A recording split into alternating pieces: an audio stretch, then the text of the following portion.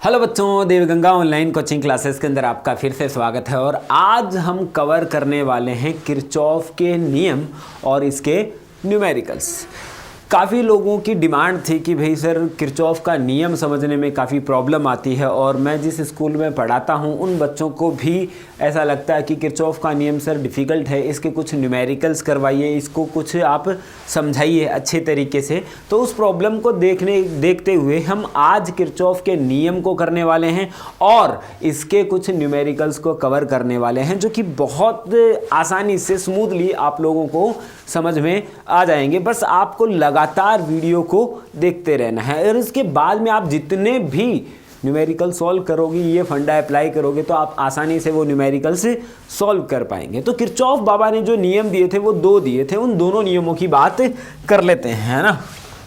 कई लोग किरकॉफ भी प्रोनाउंस करते हैं इसको, मैं बोलता हूं किरचॉफ, किरकॉफ भी बोलते हैं इसे। किरचॉफ के नियम, तो पहला तो है आपके पास में प्रथम नियम, जो है प्रथम नियम। प्रथम नियम क्या बताता है, किसी भी, पहले तो किरचॉफ का नियम कब काम में लेते हैं वो बात अपन कर लेते हैं। तो किरचॉफ जब ओम का नियम है ना, ओम का नियम अपन ने क्लियर कर देख रखा है कि भाई किसी भी परिपथ के अंदर अपन क्या निकाल सकते हैं, धारा निकाल सकते हैं और विभव का मान निकाल सकते हैं, वोल्टेज का मान निकाल सकते हैं। लेकिन वो जब सिंपल परिपथ है तभी अपन ऐसा कर सकते हैं। लेकिन जब कॉम्प्लिकेटेड परिपथ आ जाए, जैसे कि मान लिया कि किसी परिपथ में 2 या 2 से ज़्यादा बैटरी लगी हो, है ना, तब अपन उसको सॉल्व जो नहीं कर सकते हैं किसकी सहायता से, ओम के नियम की सहायता से, अपनी हेल्प नहीं करेगा। तो इसकी वजह से अपन क्या करते हैं, किरचॉफ के नियम यूज करते हैं, ताकि वो कॉम्प्लिकेटेड सर्किट को इजी तरीके से सॉल्व करके बता सकता है। अदरवाइज अगर सिंपल सर्किट है तो मैं ओम का नियम अप्लाई करूंगा, जो कि सिंपल भी है, जो कि अपन ने पढ़ा भी है और अपन आसानी से यूज भी कर सकते हैं। लेकिन जब कॉम्प्लिकेटेड सर्किट की बात आती है ना, तो तब और जो ओम से है वो क्वेश्चन नहीं सॉल्व होते हैं। इस वजह से अपन किरचॉफ के नियम काम में लेते हैं। और तो प्रथम नियम है जिसको अपन बोलते हैं संधि नियम, है ना, संधि नियम। संधि नियम क्या बताता है अपने को, ये बात करते हैं। ये होता है कि किसी संधि पर धाराओं का कुल योग 0 प्राप्त होता है। किसी भी संधि पर धाराओं का जो कुल योग है, किसी संधि पर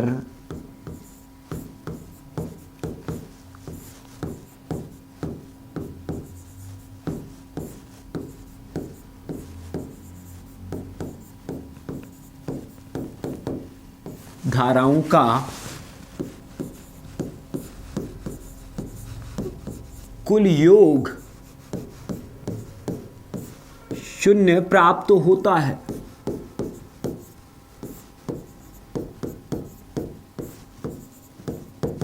यह नियम संधि नियम कहलाता है, यह नियम प्रथम नियम कहलाता है। तो कहने का मतलब, कोई भी आपके पास में संधि है तो वहां पे धाराओं का योग कितना होता है, या 0 प्राप्त होता है। अब ये संधि क्या है, इसकी भी बात करते हैं अपन कि ये संधि क्या है।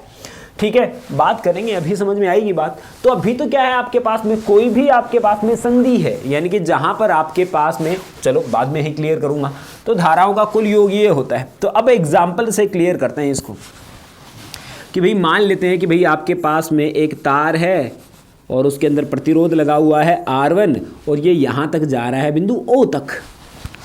ठीक है, ऐसे ही कोई दूसरा तार है और यहां पे दूसरा प्रतिरोध लगा हुआ है R2, और इसके अंदर से मान लिया कि I2 धारा जा रही है, इसके अंदर से मान लिया कि I1 धारा जा रही है इसमें। ठीक है, और ये भी कहाँ पे आगे मिल रहा है, ऊपर मिल रहा है। ऐसे ही आपके पास में तीसरा तार ले लिया मैंने, और यहाँ पे प्रतिरोध जोड़ दिया मैंने R3, और यहाँ पे धारा इधर जा रही है I3।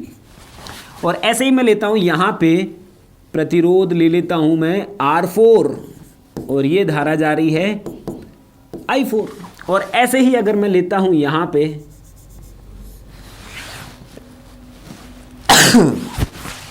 R5, और यहां से धारा अंदर की तरफ जा रही है किधर, ये I5। तो अब ये जो बिंदु है ना, जहां पे सभी धाराओं का संगम हो रहा है, धाराओं का योग जहां पे धाराएं जाके मिल रही है, उसे ही अपन क्या बोलते हैं, संधि बोलते हैं। क्या बोलते हैं, संधि बोलते हैं। और इस संधि पर धाराओं का कुल योग कितना है भैया? शून्य है। इस संधि पर धाराओं का कुल योग कितना है? शून्य है। यानी कि धाराओं का कुल योग कितना होगा? शून्य होगा। ये बात बताना चाह रहा है, ठीक है। अब आने वाली जो धाराएं हैं, संधि पर जो आने वाली धाराएं हैं, संधि की तरफ आने वाली धाराओं को धनात्मक लिया जाता है और संधि से बाहर निकलने वाली धाराओं को ऋणात्मक लिया जाता है। तो ये भी बात देख लेते हैं। संधि की ओर और आने वाली धाराओं को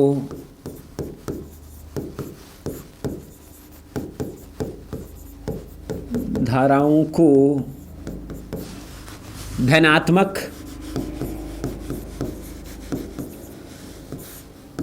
तथा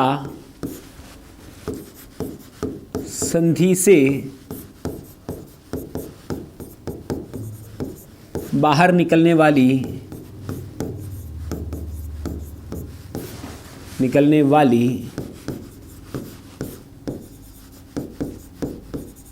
धाराओं को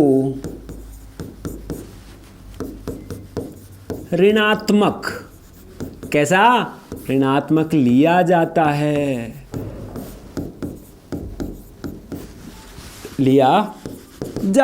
बोलो सिंपल। हाँ, अब इसका मतलब इसके अंदर क्या हुआ कि ये तो संधि है, संधि की तरफ जा कौन सी रही है? I1 भी जा रही है, I2 भी जा रही है और I3 तो बाहर जा रही है और I5 भी अंदर जा रही है। तो जो अंदर की तरफ जा रही है उसको तो धनात्मक ले लेते हैं। तो ये ले लिया अपन ने I2 प्लस ये नीचे I1 भी है, I1 plus I2 plus I5 minus क्या आएगा? कौन सी बाहर जा रही है? एक तो I3 बाहर जा रही है, I3 बाहर गई, माइनस का I5 बाहर गई, तो बराबर कितना? 0। और यही क्या होगा आपके पास में? ये जो हो गया आपके पास में, ये प्रथम नियम कंप्लीट होता है। प्रथम नियम क्या हो गया?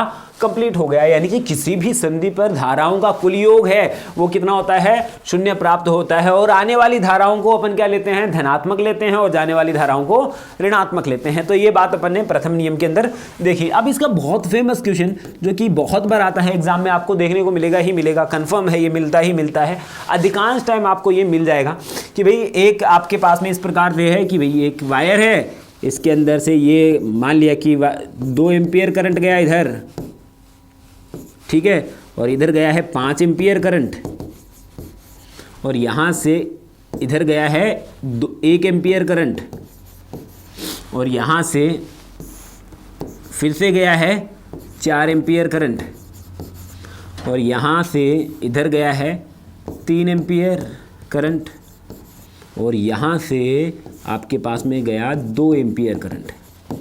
तो ये बोल रहा है कि अब ये जो आई है ना उसका मान बताओ, ये जो आई है इसका मान बताओ। देखो बहुत सारी संधियाँ बन रही हैं यहाँ पे।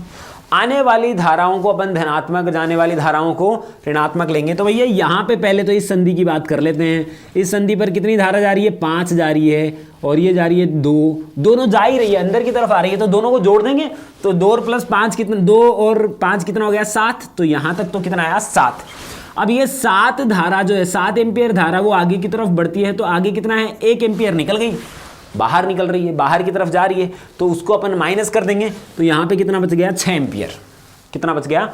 6 एम्पियर पहुँच गया। देखो यहाँ पे 6 एम्पियर पहुँचा, और ये पहुँचा 6 एम्पियर इस संधि पर, और इस संधि पर कौन बाबा? ये है आपके पास में 4 एम्पियर और आ रही है धारा, तो 4 एम्पियर फिर से आई, तो 4 एम्पियर धारा आई यहाँ पे, तो 4 एम्पियर धारा आई, तो 4 एम्पियर धारा यहाँ पे आ गई, और यहाँ पे 4 एम्पियर की धारा जैसे ही आई तो यहाँ से क्या हुआ?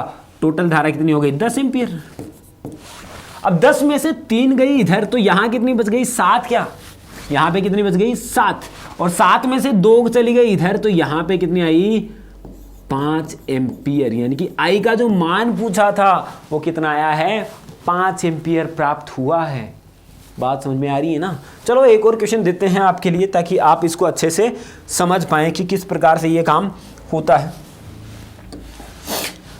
एग्जाम्पल एक और कवर कर लेते हैं ताकि इजी से समझ पाएं। पहला जो आपके पास में संधि नियम है वो ज़्यादा डिफिकल्ट नहीं है, बहुत इजीली बच्चे कर देते हैं इसको, लेकिन फिर भी आप लोग देखें इसको अच्छे से कि भाई मान लेते हैं कि आपके पास में यहाँ से कोई भी करंट आ रहा है, इसके अंदर मान लेता हूँ 10 एम्पियर करंट आया इस बार, और यहाँ पे इधर एक और गया है 2 एम्पियर करंट, ठीक है, और यहाँ से भी गया है 4 एम्पियर करंट, 4 एम्पियर करंट गया, और यहाँ से बाहर निकल गया कितना, 6 एम्पियर करंट,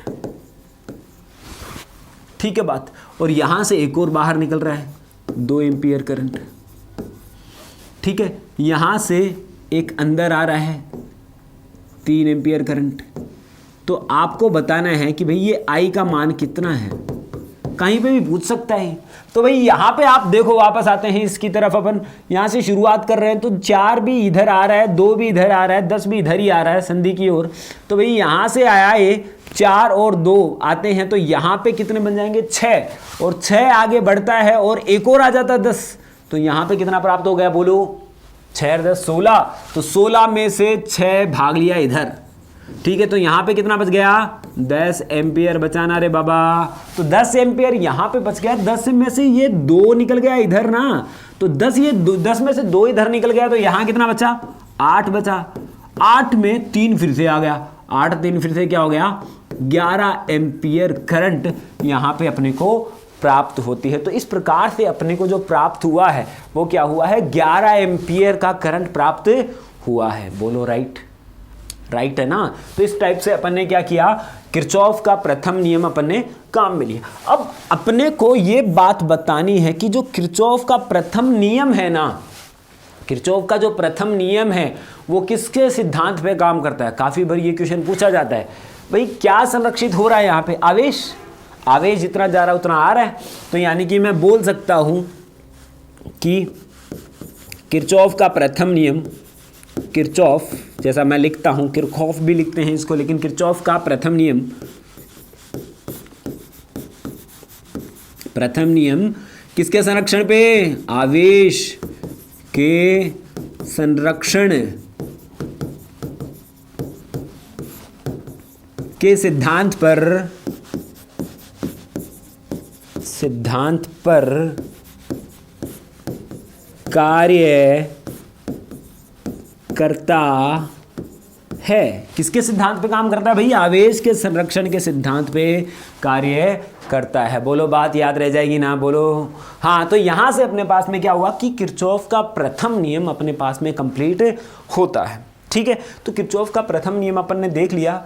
अब अपन देखते हैं किरचॉफ का द्वितीय नियम, जो कि अपने को देखना है नेक्स्ट लेक्चर के अंदर। अगर आप लोगों को वो वीडियो चाहिए और उसके न्यूमेरिकल चाहिए तो आप कमेंट करके बताएं कि भाई उसके कितने न्यूमेरिकल्स चाहिए आप लोगों को, है ना। तो अपन उनके सॉल्व करेंगे, एनसीईआरटी के क्वेश्चन भी अपन सॉल्व करेंगे। तो यहाँ पे किरचॉफ का प्रथम नियम अपन ने कंप्लीट कर दिया है। अगर कोई डाउट है तो आप कमेंट बॉक्स में बता सकते हैं कि सर ये चीज़ समझ में नहीं है, ये कुछ और न्यूमेरिकल आने हैं तो भी आप बता सकते हैं। और आप कमेंट में जाकर किसी भी टॉपिक के बारे में आप मुझे बता सकते हैं, जिस टॉपिक को अपन जल्दी से जल्दी सॉल्व करने का प्रयास करेंगे। Thank you and have a nice day.